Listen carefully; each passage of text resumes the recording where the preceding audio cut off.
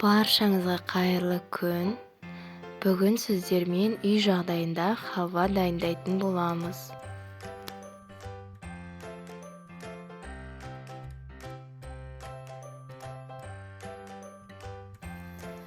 Ең алдымен тазартылған шемішкі дәнін 200 градуста пешімізде пісіріп аламыз.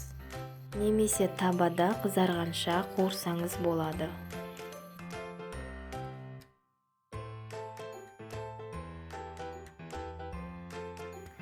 Арасында осылай араластырып тұрамыз.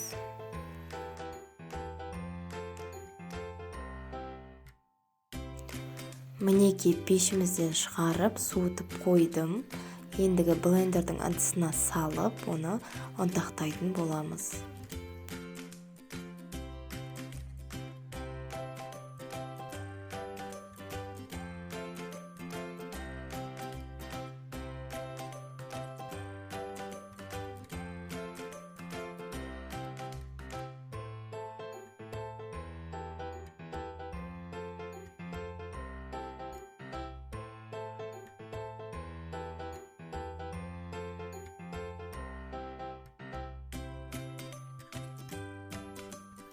Осылай ашып, араластырып тұрыңыздар.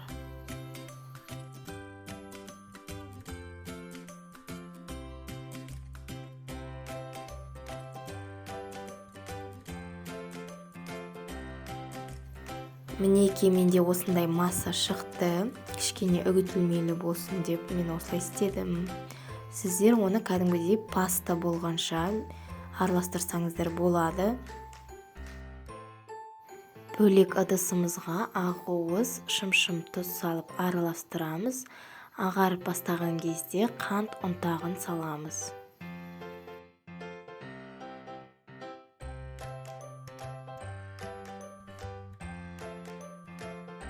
Массамыз ұлғайғанша миксерлейтін боламыз.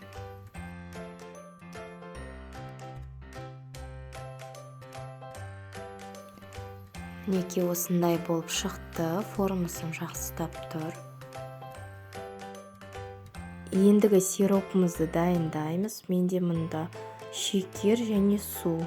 Осыны орташа отта 110 градусқа дейін қайнататын боламыз.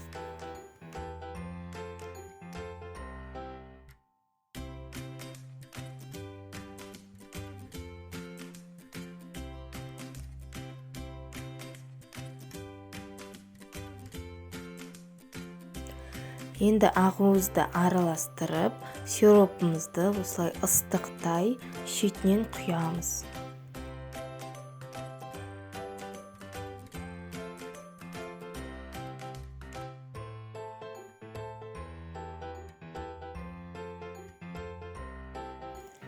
Жылдам араластырамыз.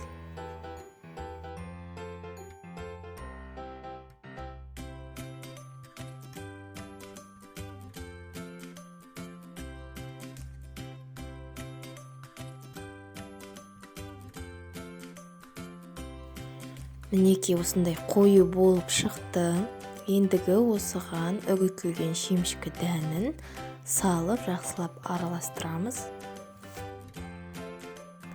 Осылай жәймендеп, астынан үстіне қарай араластырыңыздар.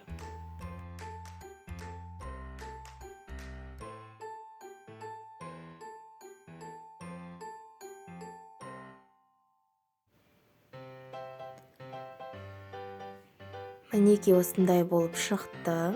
Ендігі ыдысымызға салафан немесе пергамент қағазын жайып, массамызды формамызға саламыз.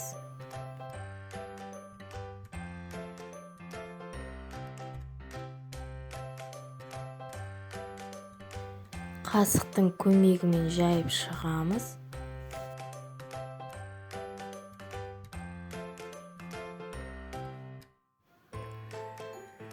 Ендігі бетіне пищевой пленкамен жауып, қолмен тегістеп жіберсеңіздер болады. Және холодильникке 5-6 сағатқа қоямыз.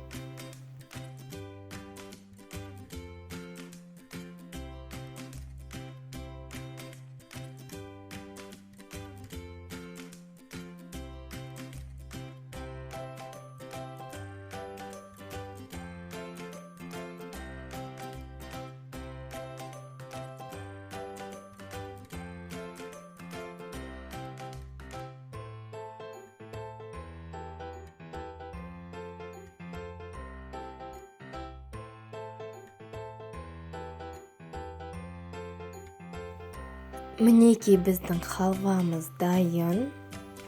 Өте дәмді болып шығады. Міндетті түрде жасап көріңіздер. Видео ұнаса, лайк басып, комментарий қалдырып кетіңіздер. Менің каналыма жазылуды ұмытпаңыздар. Астарыңыз дәмді болсын.